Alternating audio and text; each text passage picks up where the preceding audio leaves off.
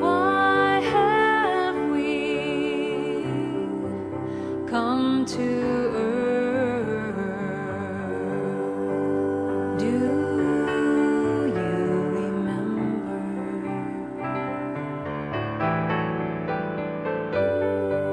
Why have we taken birth? Do you remember?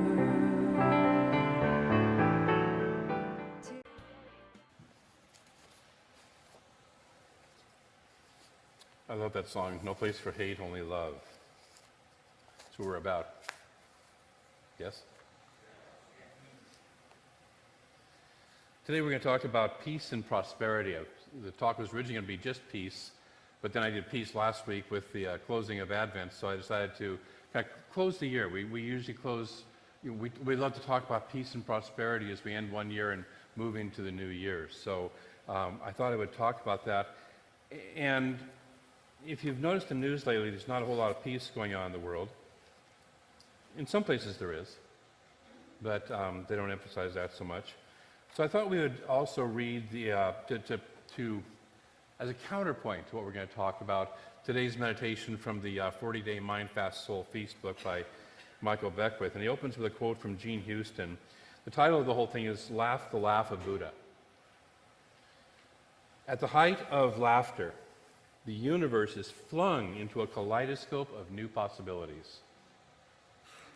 The height of laughter, the universe is flung into a kaleidoscope of new possibilities. Isn't that great? He says, as you mature spiritually, your natural gifts of the soul rise to the surface and express through personality, which is your divine individuality.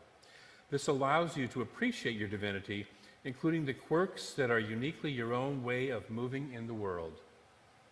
You develop the ability to not take yourself so seriously, to laugh at yourself. Then energy is freed up, the endorphins rush, and the life force harmoniously flows through you. The ego loses its tight grip on your concerns about how others see you, how the world is totaling up its evaluation of you. Your readiness and willingness to release your tight hold on the ego, to drop all your all-caught-upness, that's a word, all-caught-upness, and laugh at yourself, creates a gap through which you may see yourself more clearly. The reactive mind slows down. Clarity arises. More of life, love, and joy can then move through you and emit from you. I love the image of the laughing Buddha. You know, we have one right out here in the backyard, just the one that's got the hands just thrown up with this beautiful, laugh, smile on his face. I love the image of the laughing Buddha. Looking at or visualizing it causes a welling up of joy in my mind.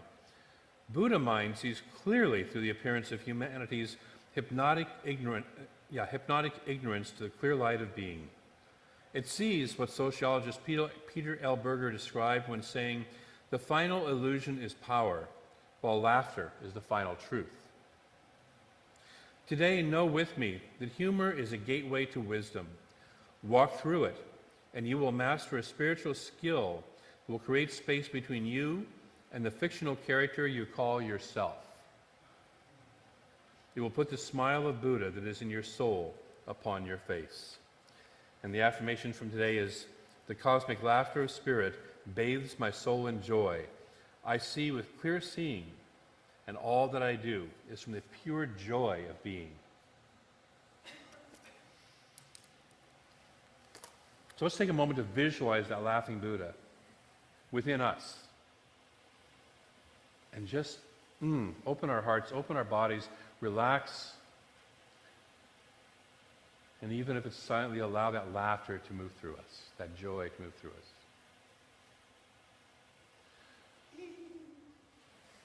Yes. My friend, prosperity teacher, unity minister, Edwin Gaines, says that when you find your purpose, you want to do it with all your power, with all your might, as though the entire world depends upon it, while at the same time realizing it doesn't. while at the same time realizing it doesn't. We're immersed in a universe that is actually, from God's perspective, just fine. It's just fine. It's all perfect. This is what we've been talking about a little bit when we talked about the difference between transitional life, where we're trying to move everything around, moving the deck chairs in the Titanic, and waking up to realize that we're not on the Titanic.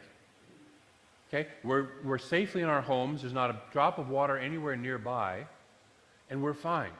That's the transformation, when we can wake up and realize that that's really what's going on. But we can also create from that awareness, and we can create from that awakeness far better than we can create if we believe in that fictional character of ourselves and the fictional world that looks like it's going on around us, right?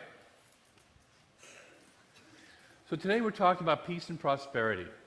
I want to open with a quote from the Nigerian peacekeeper, Hafsat Abiola. And she says, peace comes from being able to contribute the best that we have and all that we are toward creating a world that supports everyone. I want to say that again. Peace comes from being able to contribute the best that we have and all that we are toward creating a world that supports everyone.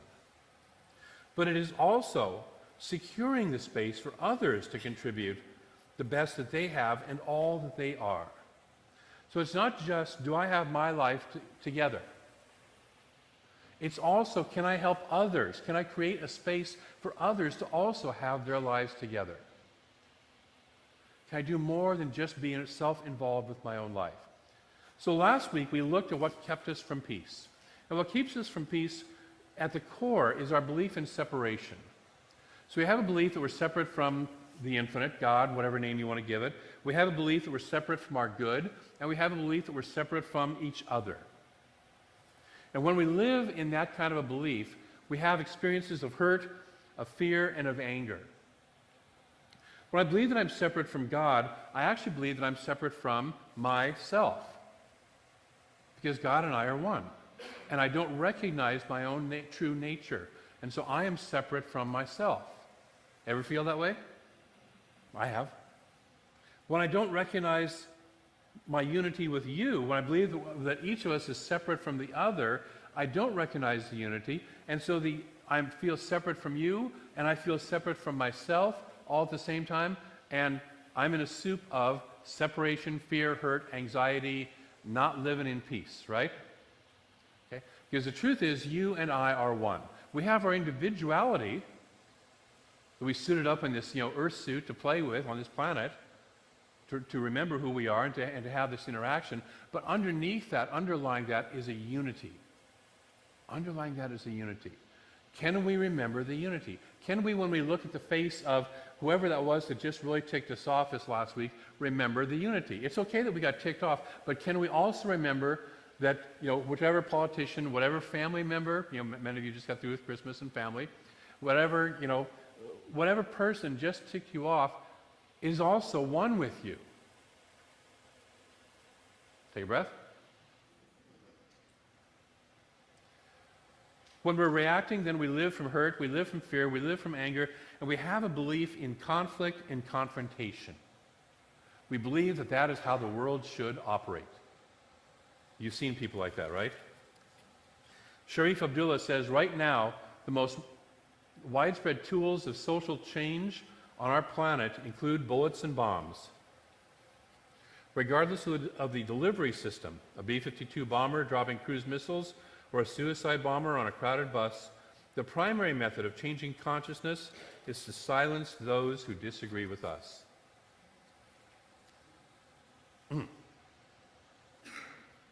Now, we as good religious scientists, as good metaphysicians, have to ask, as we observe this in our outer world,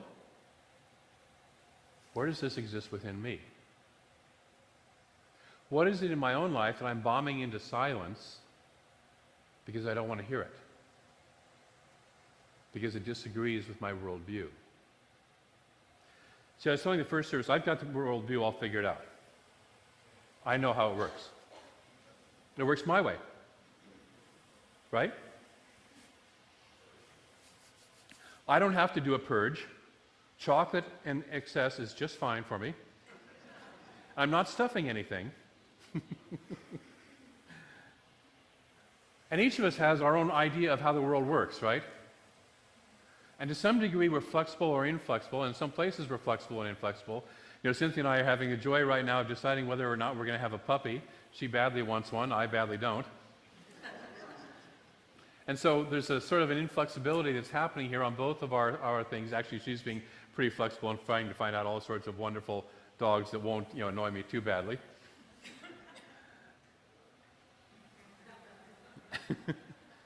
And having all sorts of friends help her to do that. My friends, of all people, my friends are helping her. That's like they're supposed to be loyal to me and my viewpoint, right? And that's oftentimes how we do life. It should be my way, right? You should all believe my way. And we can all stand there with our fingers out going, you should all believe my way, right? To some degree, we do that. Sometimes we're very flexible, and sometimes, I love it when you get a new couple together for Christmas for the first time. Whose family rules run what you do for Christmas? Do you open presents on Christmas Eve? Do you open Christmas presents on Christmas Day? When do you buy the tree? When do you take down the tree? All that stuff. Many of you have experienced that, where you come together with somebody for the first time, and there's a whole, you've got your set of rules, and they've got their set of rules, and how do you negotiate that process? So do I live? The question we get to ask is, do I live in the practice of oneness? Not do I know about it, not am I just aware of the idea that you and I are one. Do I live from that practice of oneness? Do I live in it? Do I not only practice peace for myself, do I also ask how I can secure such peace for others? How can I secure peace for others? Am I living in true peace? True peace? Or am I just comfortable because my life is pretty good and nothing rattles it too much?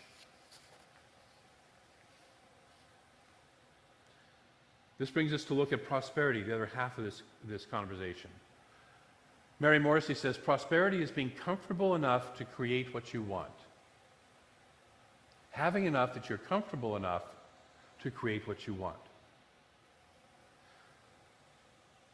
For some people, that's about money. And for some, it's about time. And for some, it's about ideas. And for some, prosperity is all sorts of different things to all sorts of different people. It is not just money. And even when it is money, it's different amounts of money to different people. But it is, am I comfortable enough to be able to create what it is that I want? So we need a healthy level of prosperity. If we don't have a healthy level of prosperity, what we're experiencing is a world filled with fear, neediness, and we're frustrated at not being able to express our authentic creativity. And we've met people like that, and I know when I was in Seattle, I worked with some people who were making hundreds of thousands of dollars a year and looking at me saying, and my soul is dying with what I'm doing. It's not the truth of who I am. I don't care how much money I'm making. I need to get out of it, and I need to do something different to feed my soul. So are we being able to express who we truly are?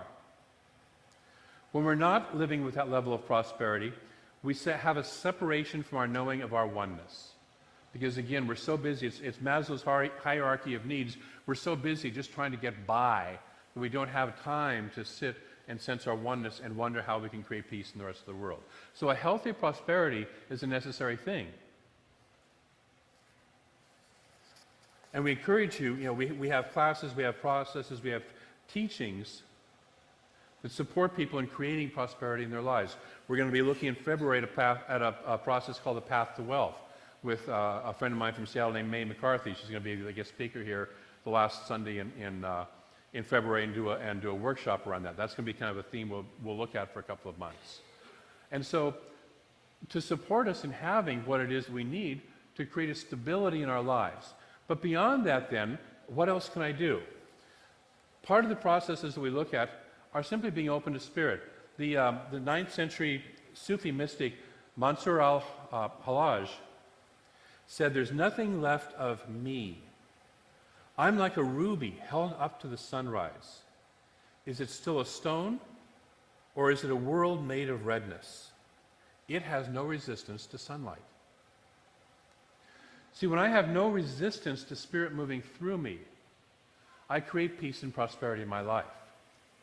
when I'm open to that spirit, to that expression, to that transmission of the light, and I uniquely color it with my own color, and I uniquely shape it with my own shape, as every jewel is a different color and a different shape. But I'm open to that being transmitted through me. Or am I a stone? A rolling stone? No. Am I a stone? Am I a stone that simply blocks the transmission of the light and won't let it through? When I'm blocking the transmission of my authentic light, then I'm not living in peace and prosperity. So do we allow the light to shine through us? Yes. Or are we rocks that block the light? And here's the thing about jewels and these clear things. What it takes to create them is heat and pressure. What that means is, am I willing to experience some of the heat and pressure of life in order to become more clear and more open? Take a breath. Am I willing to experience, I can hear some of you right now sitting here going, yeah. Am I willing to get out of my comfort zone and become more transparent? Am I willing to get out of my comfort zone and become more transparent?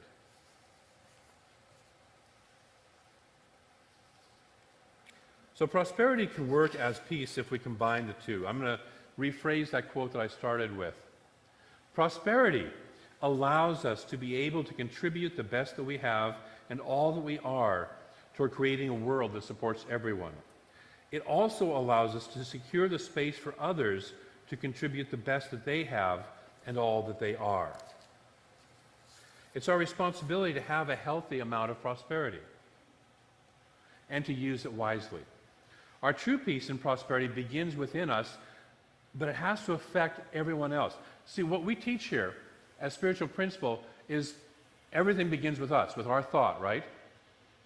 We are the source of our lives. We create our lives. This is the core of what we teach here. But it doesn't just stop there.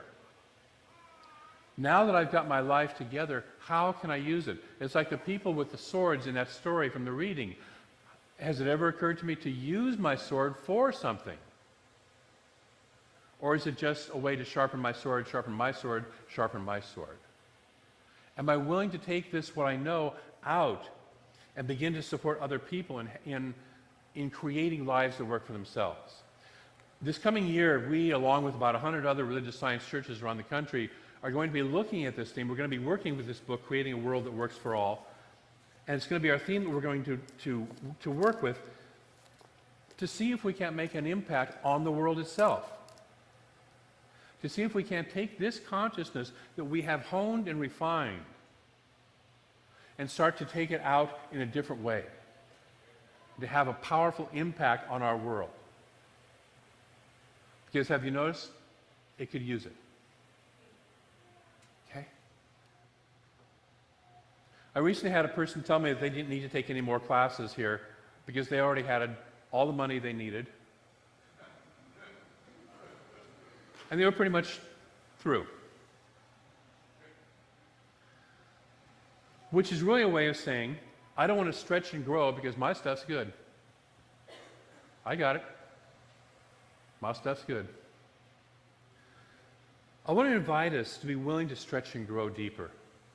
I want to invite us to, if we've taken all the classes, and I know some of you who have been around for a while have, to come back and take the classes again from a point of view of how can I take this and work with this out into the world. Not just how can I get my life together, but how can I take this and support other people in having lives that work for them? Have you noticed there's a lot of people right here in Reading? Have you noticed there's a lot of people that could really use help having their lives together? Okay? And what I want to invite us to do is look at more than just giving some shoes or giving some food or giving some money, but to start to see ways that we can explore how to shift the consciousness of people and the wisdom of people in this community and around the world. That's a deeper question, isn't it? That's a deeper process than just, I'll donate some money or I'll donate some stuff. And that's all good, but that's giving a person a fish, and I'm inviting us to start to look at how can we teach them to fish? How can we teach people to start to live lives that are self-empowered and that work for them? And as we've been working with this theme, and as we work with this theme next year, I know Reverend Mary and the ministers and the practitioners and I have been exploring what does that look like. And you know what? The truth is we don't completely know what that looks like yet. We have a few ideas, but we don't know the how yet. But what we also know is that if we're willing to go there, Spirit reveals the how. And so we're willing to start to take the first steps. We're willing to start to ask the question, to sit with a question, to let Spirit answer the question, to vision on the question, and to say what is it that wants to be revealed through us, and how is this going to work? And what we know is we have the answers within us, we have the answers within our community, and we have answers that will be brought to us as we go along on this journey if we say yes to the journey. And so I'm going to invite you to say yes to this journey with us. To say yes to the journey of not only am I going to get my life together, but I'm also going to figure out how to support others in having their lives together. Are we good with that? Yes. Okay. So this week, what I want to invite you to do is 2 spiritual practices. Number 1, first of all, is align with your own peace and prosperity. To really, truly live in that sense of peace. To when something or someone irritates us, to find and to remember that there is a unity, there is a oneness between us and that person. You know who I'm talking about, right, don't you? That person. The Dalai Lama calls them, the Dalai Lama likes to say, I have my friends and I have my sacred friends, or special friends. Okay? It's our special friends. That's what I'm especially talking about. What's the unity between us and them? Can we see that? Can we practice that peace? Can we align with our principles? One of the things I see happening on Facebook is people have certain political figures that really irritate them. And so they post all sorts of stuff about those political figures. And all that does, what we put our attention on is what increases, right? As Michael Beckwith says, the mind doesn't care what you say, it's what you're mostly interested in, how you're mostly using your mind for your interest. And if I'm running around looking for stuff that irritates me about so-and-so, and then posting that all over Facebook, guess what I'm interested in, and guess what I'm increasing? Okay? We do that in our lives. Somebody does something to us. Somebody cuts us off on the freeway. When I used to live in Seattle, I go to work, I think I talked about this before, and spend 4 hours talking about it. That person didn't care. They were down the road. They were gone. They probably didn't even know they cut me off. Okay? But I spent 4 hours being really upset and sharing that with everybody else and getting them upset too. So are we willing to align, first of all, with our own peace and prosperity? And then the second spiritual practice is to start to ask the question of where can I bring greater peace and prosperity into this world? Can I be an agent of peace and prosperity? Can I be an agent of peace and prosperity? Can I be a sleeper cell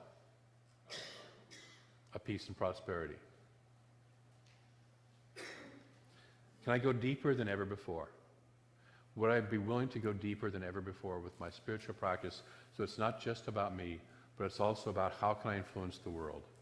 How can I be a light that shines into this world? So that's the 2 spiritual practices. Will I take my own practice deeper? Will I look at how it is that I can move it out into the world? Will you join me in that this week? Yes. Great. I want to close with Abdul's writing on, or Sharif's writing, on that story about the swords in the old town, the new town. What he says is the sword in the story is the heart. The sword in the story is our heart. The path is the way to a new, healthier society. The sword sharpeners attend every workshop and retreat, purchase every new self-help book, learn whatever mantra is currently being touted, all in the effort to sharpen the already fine edge of their hearts. They give little thought to what a well-honed heart might be for. Those who ignore our responsibility to create a world that works for all fall easily into the self-absorption and holier-than-thou attitudes of exclusivity. Meanwhile, those on the path, such as the social activists and environmentalists, have dedicated their lives to changing the existing system. They spend their days attacking the system, protesting injustices, fighting for social, environmental, and other causes.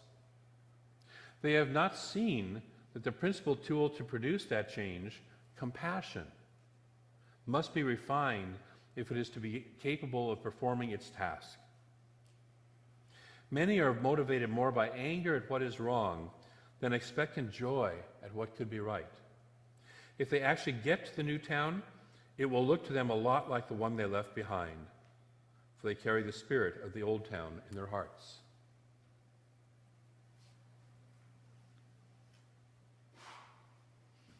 We tend to be people who like to sharpen our swords, who like to work on ourselves, work on the new self-help book, the new class, from the point of view of how can I make my heart, how can I make my consciousness better and more open.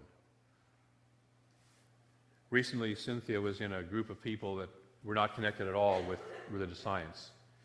And she said it was fascinating to have a conversation with those people because it was a completely different and far lower energy conversation than what she was used to having around here. We don't realize it, but most of us are living at a higher vibration than almost anybody else because of the fact that we have this teaching and we work with it. My invitation for you is to start to move that out. You're good enough, you know enough as you are. You're good enough and you know enough as you are to start to shift the world. To start to shift the world with compassion. Because in case you haven't noticed, anger doesn't work. We've been doing angry shifts for a long time. It's time to practice compassion. It's time to practice wisdom, which comes from the heart. So I invite you this week to play with that, to hold that in consciousness, to be willing to move forward and walk in that. So let's move into prayer. So knowing that there is one infinite presence, by whatever name we give it, one infinite presence, beyond all the names. It is the love, it is the power, it is the joy. It is the infinite good of this universe. And each of us is one of it, because if there's only that one, if there's only that one presence, there is nothing outside of it. It is infinite, and therefore there is nothing outside of that infinity. And so we ourselves are already one of that love, that power, that joy, and that good. This is our true nature. And so I speak my word that first we awaken to that truth. We remember that truth about ourselves and allow it to flood our lives, allow it to be the ground from which we live our lives. And then we also allow ourselves to remember that it is the truth of everyone else on this planet. And support lives that shift and that look more in alignment with that for everyone. That we are the place that simply says yes to the highest and the greatest good. We don't have to know the how to make this happen. It is simply enough to say, I am willing to be a participant. I am willing to say yes to the movement of the infinite through me in creating a world that works far better than it does now for everyone. And so for each person who says that yes, for each person who begins to embody that to a deeper degree, for each of us who goes deeper in our consciousness, deeper in our exploration of how can I take this and grow this into a world that works for all, I am ever so grateful. And I release this word into a law that moves it into form, moves it into expression, moves it into experience in our lives and into the lives of this world right here and right now. And that law knows exactly how to do that. We don't have to figure out the how. We simply have to be open to the what.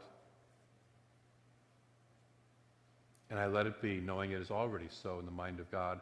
It is so in our minds because we have just established it as so. And it is so in form. And together we anchor that by saying, and so it is.